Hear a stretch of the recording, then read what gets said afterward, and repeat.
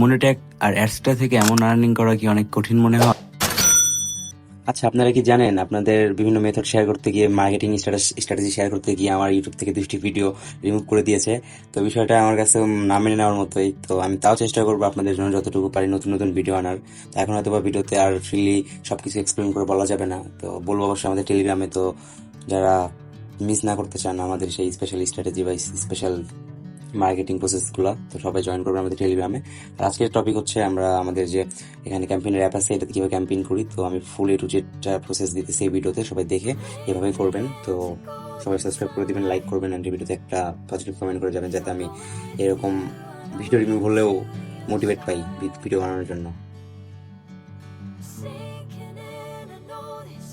এপিআইটা এখানে বসাতে হবে। এপিআই কিন্তু একটাই থাকবে, এপিআই কিন্তু একটাই দিব। ওই একটা এপিআই আপনার প্যাকেজ যতদিন ততদিন চালাতে হবে। ওই একটা এপিআই দিয়ে প্রতিদিন অ্যাক্টিভ করতে হবে। কিন্তু লাইসেন্স কি, যে দেখেন 24 ঘন্টার জন্য লাইসেন্স কি কিন্তু আলাদা। একটা লাইসেন্সের মেয়াদ থাকবে 24 ঘন্টা। 24 ঘন্টা পর কিন্তু এটা আবার এক্সপায়ার হয়ে যাবে। ওকে, তখন দেখাই আমি আমার এপিআই কিটা এখানে পেস্ট করি। তারপর এখানে আমাদের যে জিমেইল থাকবে, যে জিমেইলটা সাবমিট করা হয়েছিল, জিমেইলটা এখানে দিবেন আর লাইসেন্স কিটা এখানে দিবেন। আমি একবার করে দেখাই, দেখবেন যে তাহলে কিন্তু 24 ঘন্টার জন্য অ্যাক্টিভ হয়ে যাবে। এই যে আমার এখানে কিন্তু অ্যাক্টিভ হয়ে গেছে।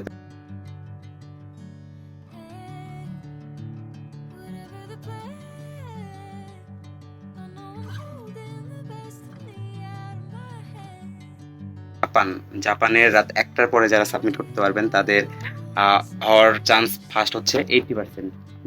তো আরো টাইম আছে, টাইম শিডিউলে যে আছে এখানে টাইম শিডিউল দিয়ে দিবে, এখানে টাইম শিডিউল দেখতে পারবেন এখানে। তো বর্তমানে রেটস আছে এখানে কোন কোন কান্ট্রি করবেন। আর এখানে আপনারা যে মানে ক্যাম্পেইন দিবেন সেই ক্যাম্পেইন হিস্ট্রি এখানে আসবে। কিন্তু আমি এখন একটা করার আগে মেন কথা হচ্ছে ব্লগারটা কিন্তু আমি যেভাবে বলতেছি সেভাবে সাজাতে হবে। আর আমি একটা এইচটিএমএল ফাইল দিয়ে দিব, এটা সবাই নিজের মতো করে এডিট করে নেবেন, আমি দেখাই দিতেছি। আর এই ফাইলটা দিয়ে যাদের অ্যাপ্রুভ হবে না তারা এগেন আমাকে নক করবেন। এরকম ফাইল এরা কিন্তু উপর থেকে দিয়ে দেয় না, এই অ্যাপের বিল্ডার্সরা বা অ্যাডমিনরা কিন্তু দেয় না, এটা আমাদের নিজেদের কালেক্ট করে নিতে হয়, বানাতে হবে। ওকে, আমি দেখাইতেছি। এই যে এরকম একটা আমি এইচটিএমএল দিয়ে দিব। তো আপনারা কি করবেন, নিচের দিকে আসবেন।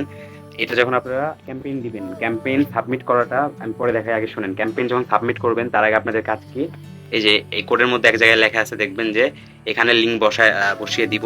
তারপরে যে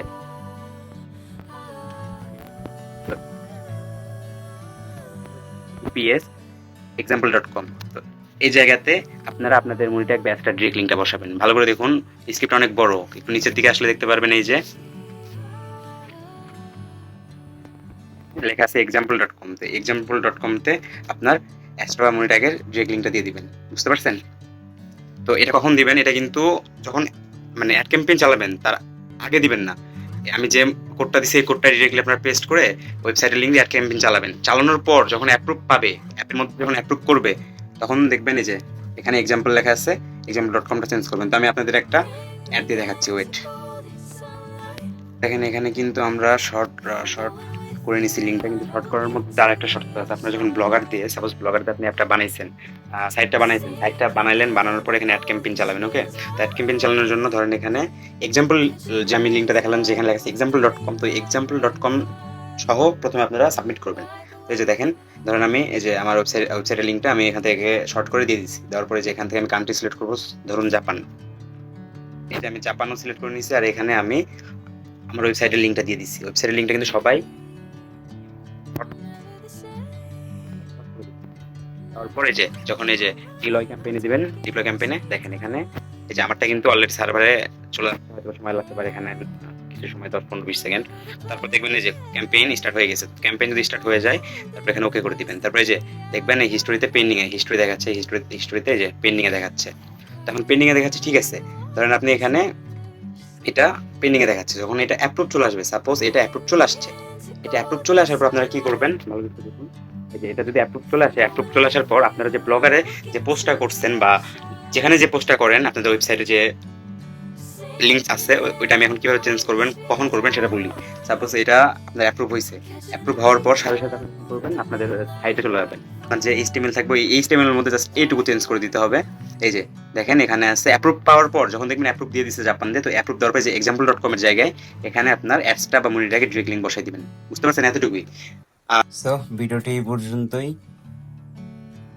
এই পর্যন্তই যতটুকু দেখানো হয়েছে আমি আমার রেস্ট্রিকশন মেনে দেওয়ার ট্রাই করছি, না হলে আমাদের চ্যানেলের উপরে রিস্ক নিতে পারবো না। সবাই ভালো থাকবেন, আর সম্পূর্ণ প্রসেস দেখতে আমাদের টেলিগ্রামে জয়েন করুন। ধন্যবাদ।